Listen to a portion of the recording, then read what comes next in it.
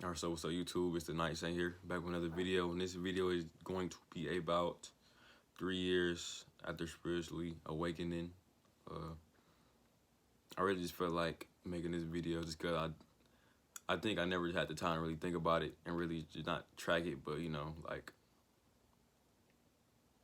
note on it and really think about it and contemplate about it. So yeah, first thing that I wrote down was like a depersonalization or like a hyper personalization. Uh, I think one of my end goals really is to really become enlightened. Uh, and they say it's multiple paths to enlightenment.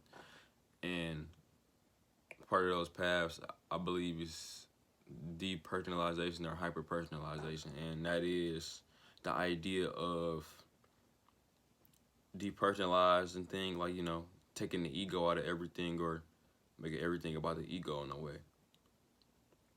So, take for example, I'm a believer of the Force, right? And if you ever watch Star Wars, we all know what the Force is. The Force runs through everything on the planet, and I believe that's how God operates or the universe operates in the world. I believe that the universe is in everything, you're even inanimate objects, in everybody, and that's how I choose to believe it. I believe that the universe or God decided to come down as an individual named Kevin. I believe that God decided to come down as an individual or a woman, an ant, a horse, a book. Like I said, you name it. Sound crazy. Like I said, it really don't matter. Like I said, that I really don't care that it sound crazy. It's just something that I like and it's always spoke to me. And it just made the most sense to me, right? It's very just neutral. And by me believing that I am the universe or the God, and like I said, I believe that all these type of things represent God in a way, even though I'm depersonalizing it, I'm hyper personalizing everything. If I believe that I'm God, and like I said, God is just coming down in different forms and different people and different things, essentially I believe that I am God, and like I said, and I am God, and I am in everything else. So with that being said, you start to really treat things as if you are interacting with yourself. It's almost like a feeling of being one with everything that's around you. You start treating things with more understanding. You start to really treat things with more empathy. You become more sensitive to how others feel. And of course, that don't mean that you, like I said, you have to conform, but you become more compassionate. Like, I think the 3 years have been really a journey of really opening my heart chakra, opening it up and really seeing what's inside my heart and seeing all of really what I fear and really all of what I need to work on as an individual. And so that's like the first thing that really comes up. And then the next thing that comes up is really just clarity with life, period. I believe that when I started to become more spiritual, philosophy was one thing that helped me because I'm already a fantasy type of person. So my head is always just in the Astros. I just like fantasy type of stuff. I'm just a kid at heart. And like I said, I love it about myself that I'm just so childish and I'm just so in my head at times where I'm not in reality. You know what I mean? Like I said, it has its positives and negatives, but it is what it is. So philosophy was something that always grounded me inside reality and helped me cope with the fact of, let's say, my shortcomings in life or anything in my life that was very unfortunate. So it helped me gain a lot of clarity, helped me gain a lot of insights on just my own life. Uh, Helped me release a lot of negative emotions. Just helped me conquer my anger, like my sadness and like my loneliness and just my overall, just any type of negative emotions, my low self-esteem, all this type of stuff. It helped me conquer it with just a perspective shift. Uh, with me believing that I am God and everything in the universe is God, or even inanimate objects, it helped me with the next step of that, which was looking at things from a God's point of view. And I know people might think that's blasphemous, but like I said, I really don't care no more, right? Like I said, I'm just living my life, just doing whatever I feel I'm supposed to be doing. But looking at the universe or God's plan, or trying to think of God's plan of why you are here. It's been many times where, and like probably like the past year, where I'm like, damn, like that's why this been happening to me, or this is why this happened, or this is why I grew up in this type of household, or this is why I'm put to these things, and this is why, like I said, I can't ever get over this hump. And in a way, thinking like that, thinking from a personal, not even a personal, thinking from like a God, like a bird's eye view of life and your own life, you start to really gain clarity in the path you're supposed to be taking and what you need to be taking. And it really has like helped me immensely with being able to release those type of negative feelings and emotions about my own personal life. Like, it helped me extremely. Helped me to become more non-emotional with a lot of things that happened to me. It helped me become more compassionate of the people that may have done me wrong, and helped me become more compassionate with myself, and understanding that, like I said, a lot of this negative things that I perceived that happened to me was really good things. It's kind of crazy because good things and bad things is like another paradox in itself, is that we think that all good things that happen to us is really good, when sometimes good things happen to us is really a negative thing in the long run. Like I said, too much comfort is always bad. Too much of anything is bad, but let's say negative things, they always try to build your character up. They building you up for specific type of ideals and moments that you may need inside your future. Like I said, for example, one thing I always would think, like something I realized after probably like in the past couple months, is that no wonder I got like a lot of speech problems going up. Like I didn't speak a lot. I was always just a shy kid. I didn't really feel like I had nothing to say. I didn't feel like my voice was worthy enough to be even spoken. I didn't care about my opinion. I didn't feel like people didn't care about my opinion either. So I just didn't say anything. So a lot of my life I was just quiet. And then as I got older and realized how I need to build a relationship with people and I got a big heart. I just genuinely have a big heart, and I just genuinely like to help people. I want to help people. And I really want to do it for free. But of course, like I said, I mean, you got a life to live, so. But like I said, if I can do it for free, I would, and I am. That's my plan. But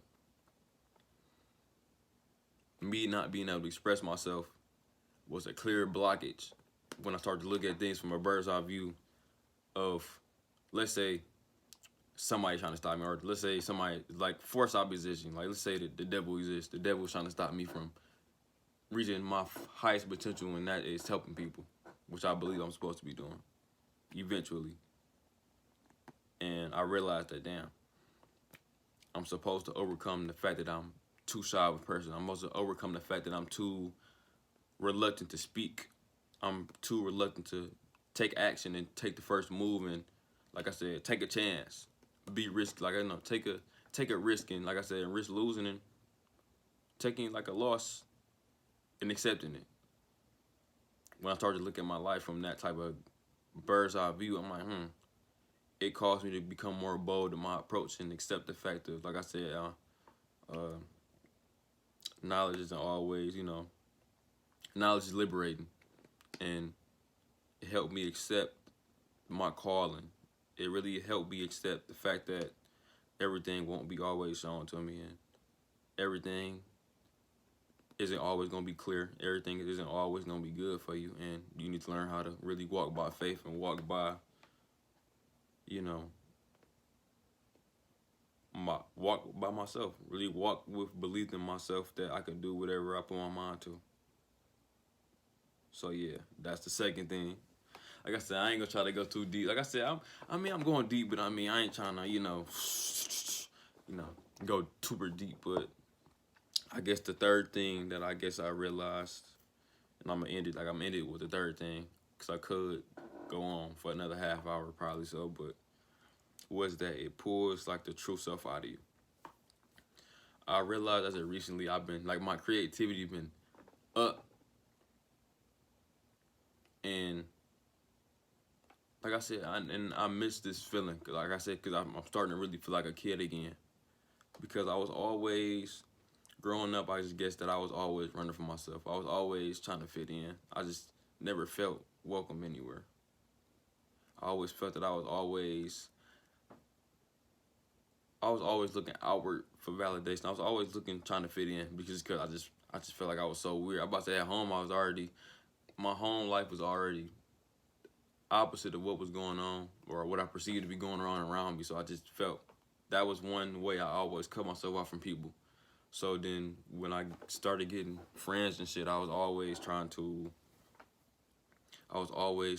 chase after them and be like them. And it's like, I realized how much I pushed myself away.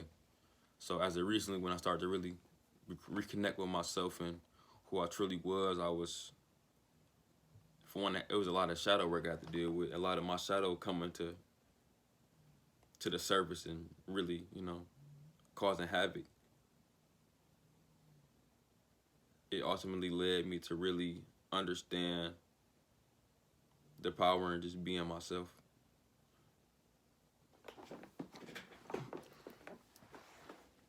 It ultimately showed the way, it helped me realize my own light. It helped me realize that my own light was unique about me, what was the best parts about me, the worst parts about me, but it was just me. But also that my light will make room for me. It's gonna make my life the best it will ever be if I can accept that this is who I am. And no matter what's going on, if I stick to myself and stick to my own light and never try to give up on myself and be who I am, life will always find a way to make itself right. And when I realized that it caused a lot of healing, it caused a lot of like legit healing in my self-esteem. I started to look at myself with some type of importance.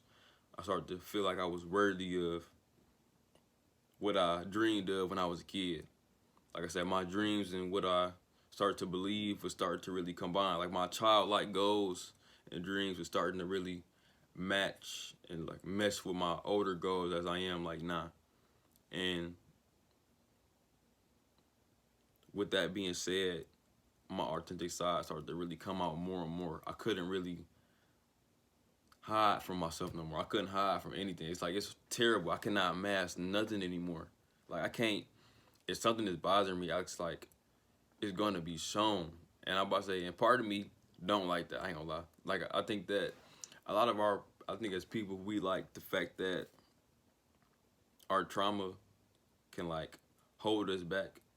Just cause like I said, at times we just don't want to do the work. I think that's really a simple way to put it.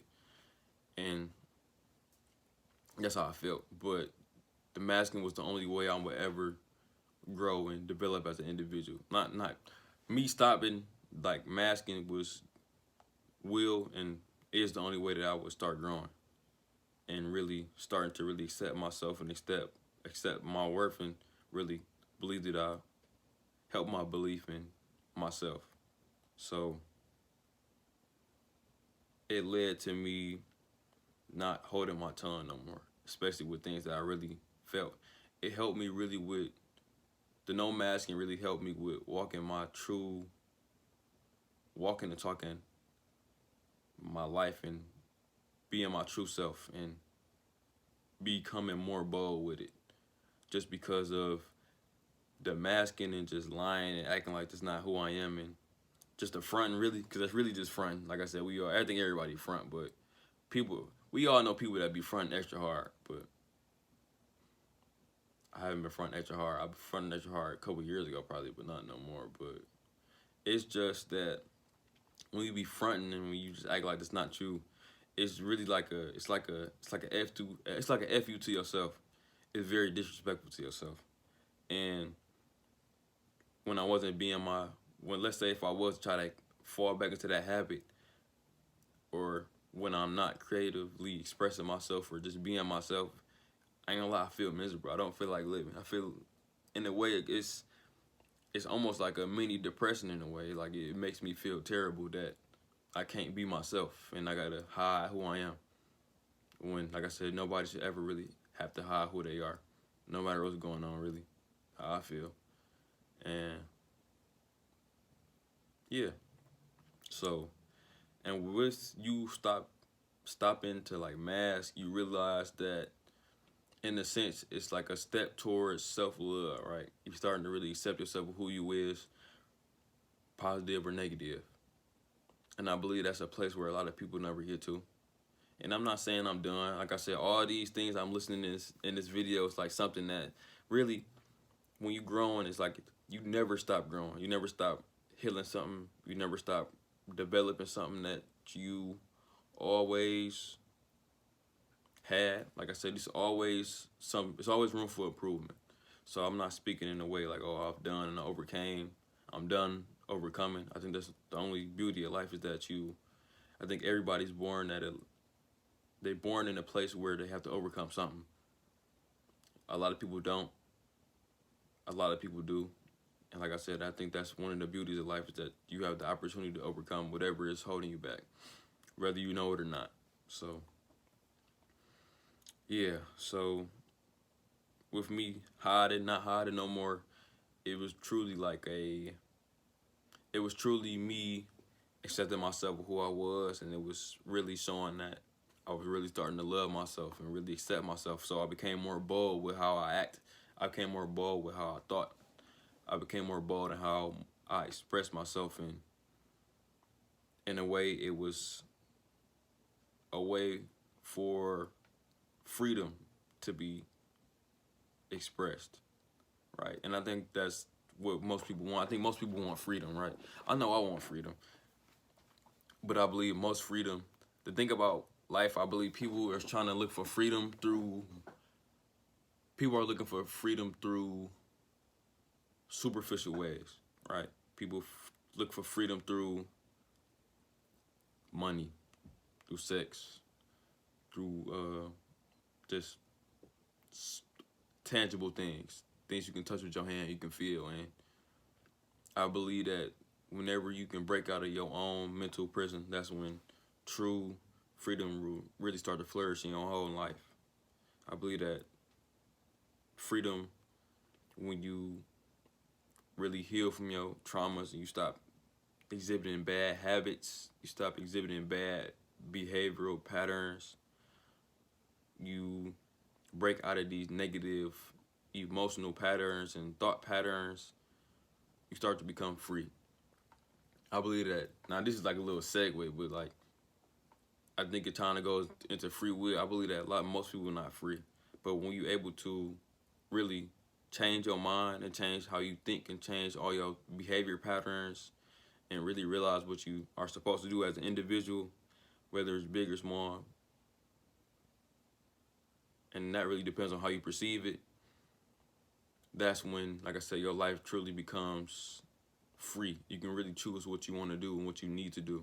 And like I said, that's when true freedom really starts to come in your life. Or that's at least how I believe it. So, yeah, I ain't gonna lie, this video, I ain't gonna lie. The only reason I'm so dead energetically is because this video was like, I'm tired, I ain't gonna lie, but I had to re-record it because I'm like, the first video was cool, but I mean, like I said, I just wanted to, re-record it and really try to get some other thoughts out. I didn't write down I went off the head with my first video, but I want to redo it. So, yeah, if y'all like the video, like, comment, and subscribe, and I'll see y'all later. Thank you.